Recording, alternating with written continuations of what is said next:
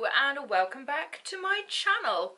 It's now September, which means that I have decided to take on yet another readathon, because why not? I did my newts in August and I will get that wrap-up video up before the end of the week for you. But in September there is a readathon going on called Hogwarts House Battles, and I am a Hufflepuff, if you hadn't guessed. So I decided, why not carry on with this readathon theme that I've got going on this year and take on the Hogwarts House Battles. So Hogwarts House Battles is being hosted by a lovely girl called Bookmarked. She's done a video on YouTube, which I will link down below.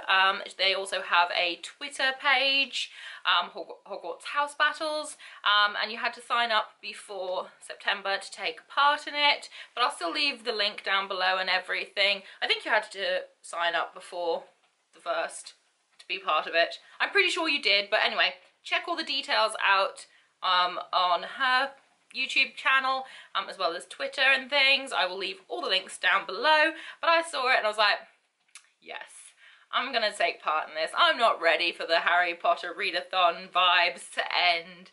So Hogwarts House Battles, obviously you sign up, you say which house you're in, and then you help your house to basically win. By reading, and there are some little challenges as well, which I'll be trying to take part in as much as possible so that I can try and get Hufflepuffs up there. So yeah, without further ado, let's dive in and see what books I'm hoping to tackle. So along with the challenges that it's set, there's a challenge set every single week by one of the kind of heads of our houses, like the head boys / girls of our houses. They each set a challenge every week, so I will be filming a challenge video shortly for that. But you take classes, so each class has a prompt and you choose a book that fits that prompt. Pretty standard readathon things. So I want to try and read as many as possible. I think there's 15. Let me do a quick check. Yeah, there's 15 subjects. I think there was some house kind of battle books as well, but I don't think I have any of the books that were in the battle books. So I'm not sure that I'll be taking part in that, but I want to try and read as many of the books as possible. I think that out of the 15, I think I've got most of them chosen out already.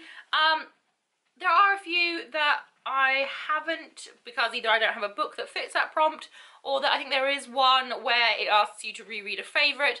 And for readathons, I do try and read as many of my unread books as possible. It's just a great way of clearing out my TBR. It's a great way of reading books that maybe I've put on the back burner a little bit longer because something else has come up that's all shiny and pretty. So it is my way of kind of trying to get through my TBR, trying to read the unread books that I have. I stupidly decided to make a list on Goodreads of all the books that I own that I haven't read, and let's just say that number is pretty impressive. So I'm trying to get through. So that one I didn't choose a book for because I'm really trying to read books that I haven't read before. So enough babble. Again, let's dive in. So the first prompt is Astronomy, only read this book at night, and I chose We Hunt the Flame by Hafsa Faisal. This is an Owl Crate one. You will notice that a lot of the books in my TBR are previous Owl Crate books because I'm trying to kill two birds with one stone. A, catch up on all my unread Owl Crate books, and B, fill prompts. So I plan on reading this. I do have some night shifts coming up, and if I get a few minutes to myself, I do try to read a little bit. So I will be trying to read this, so that will cover the nighttime reading portion of this challenge. So yeah, I'm looking forward to this. I've heard only good things about it, so I am quite excited to start this. Next is Charms. Read a book that is new to you.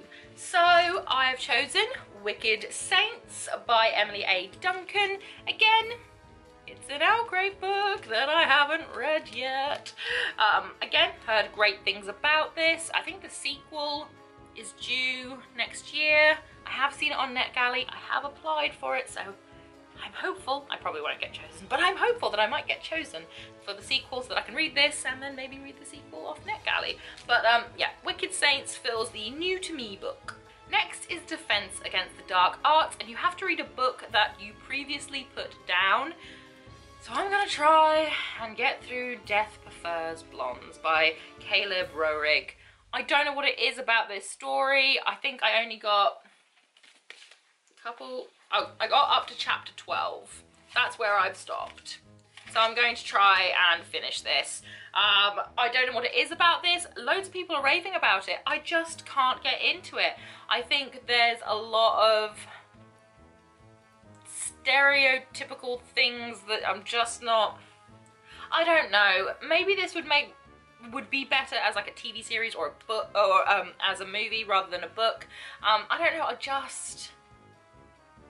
I don't think there's any depth to the characters.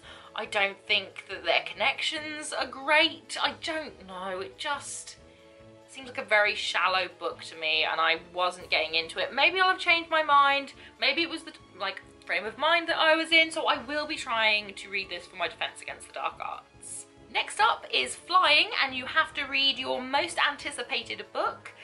For that, it's Soul of the Sword by Julie Kagawa. This is the sequel to Shadow of the Fox, which was sent out in an owl crate, and I absolutely adored it. And I've had it sat around, I've been waiting to read it. I'm really excited to read it, but then I had my newts, and it didn't fit a prompt for newts, so then I had it ready for now. So, can't wait to read this. The next subject was Herbology, read a book that means a lot to you. I'm going to skip this one because again, that would mean a reread, and I'm trying not to read books that I've already read before. After that, it's History of Magic, read a book from another generation, and I didn't really have anything to hand that I thought would fit that prompt very well. I may have missed something and maybe I'll get back to that one, but I'm just sort of skipping that one at the moment. After that, it was Potions, read a genre you don't usually pick up. Again, I don't really have any books that are genres I don't tend to read, if that makes sense. Most of the books that I own are things that I would read. Apart from Death Prefers Blondes, I wouldn't have picked that up. That was sent in a Shelf Love Crate box. So that is one that I wouldn't have picked up. And I don't think that you can use multiple books for multiple prompts. If that turns out to be not true, then that will count for both my Potions and for my Defense Against the Dark Arts. But yeah, I didn't really have anything that I thought would fit that prompt, so I haven't set a book for it. After that is Transfiguration, read the last book you bought. So I may have had a little book outlet order. Just arrived. I have filmed an unboxing of that. It will be on my channel eventually, but I know that this video was highly anticipated by at least one person who watches my channel. You know who you are. You want to know what I was reading this month. This one is one of a few books that I recently bought, but I was very excited to read it. So that is A Forest of a Thousand Lanterns by Julie C. Dow. I do really like her writing, and I'm really into kind of Asian inspired books at the moment. You know, Soul of the Sword. So yes, I really want to get onto this one. Up next was Arithmancy, read a book with a number in the title. So I chose The League of Seven by Alan Gratz.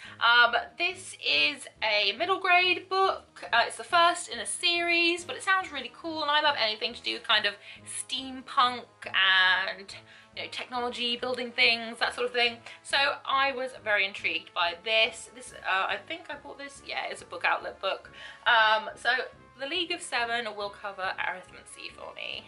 After that is Care of Magical Creatures. You had to read a book with an animal on the cover. So I chose Spin the Dawn by Elizabeth Lim. This has a bird of prey on the cover, so it counts. And is yet another owl crate book that I haven't managed to read yet. 2 birds, 1 stone. So this will be for Care of Magical Creatures. Next up is Divination, read a predicted 5-star book, and for that I knew that it would have to be Aurora Rising by Jay Kristoff and Amy Kaufman. I mean, the Illuminate files. I can't even talk about them. because you can't talk about them. We needed like a self-help group or something for them. But anyway, they were phenomenal. I loved them. So for these two to come together to make another series, I was like, yes. Just yes. So I am anticipating this to be 5 stars. I predict that I will cry. I will probably go through at least several bars of chocolate, some popcorn, lots of crisps. I'll cry a lot. Yeah, this is going to be a 5-star read, no doubt. After that is Muggle Studies, and that is read a hyped book. So I chose Sorcery of Thorns by Margaret Rogerson. This is a very hyped book. Again, it's an Owl Great book, and it's very, very hyped. Lots of people seem to love it. I didn't like An Enchantment of Ravens, which was also by her, so I don't know whether or not I'll like this or not. Hopefully I will. People who didn't like An Enchantment of Ravens have said that this is better, so hopefully it will be, but there's a lot of hype surrounding it. Not sure how I'll feel about it, but it will get me my Muggle studies. Ancient Runes is read a classic, so I've got Frankenstein by Mary Shelley. It was sent out in a shelf love crate, I think, as a second book, I believe. Yes, so that will get me my Ancient Runes.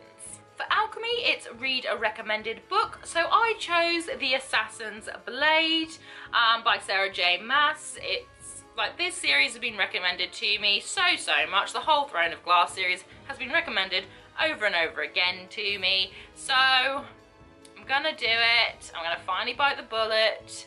I know several people who will be very, very pleased that I am starting this. So I have that as an ebook, so I'm going to start that one. The rest of Throne of Glass I have as paperbacks. I just don't have The Assassin's Blade as paperback yet. I probably will get it, so I just have the whole collection, because I've been assured that I will absolutely adore this series. So we're going with it. And the last prompt was Apparition. Read this book in public. I'm not one for reading in public. There aren't particularly many places to go with which to read in public where I live, but also I'm not a huge fan of reading in public. I don't go places really. I tend to just work and stay at home because I'm cool like that. The times that I do read in public are when I'm not here, when I'm on vacation. So if I am here, then I read at home, or occasionally at work, if I'm lucky to get a break. But predominantly, I read here. So that one I didn't choose a book. Again, if it happens that books can fit multiple prompts, I don't think they can. I could be wrong. But if it can, then The Assassin's Blade will probably tie in with that, because I'll probably read it whilst I'm waiting to pay for groceries, or I'm waiting for a friend to arrive or something like that. I'll probably read a few chapters. So that will hopefully count if I'm able to use multiple books for multiple prompts, but I don't think that I can. I don't think that I can. So that is the entire list of prompts for Hogwarts House Battles. That's it. So overall, I have chosen quite a few books, and quite a few large books to get through the month of September. I'm not sure how I'm going to do at all whatsoever. I do have one book that I'm currently reading that I will need to finish before I start on my Hogwarts House Battles prompts, but hopefully I'll get quite a few, and hopefully I'll help my team, you know, to try and get Hufflepuff up in the ranks, because that's what I'm here for. So that was it, Hogwarts House Battles. If you're taking part, let me know. Say hi in the comment section, tell me what you're reading. If you're a fellow Hufflepuff and want to do some kind of reading sprints together and things like that, let me know. I'm more than happy to do that. Let's try and get Hufflepuff up there. Right up there.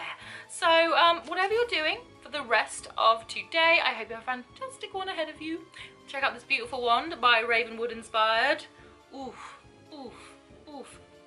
I will be doing an unboxing about this beauty later on in the week. So keep your eyes peeled for this. But yes, whatever you're doing for the rest of the day, I hope you have a magical one ahead of you. And I hope to see you again very, very soon. Bye!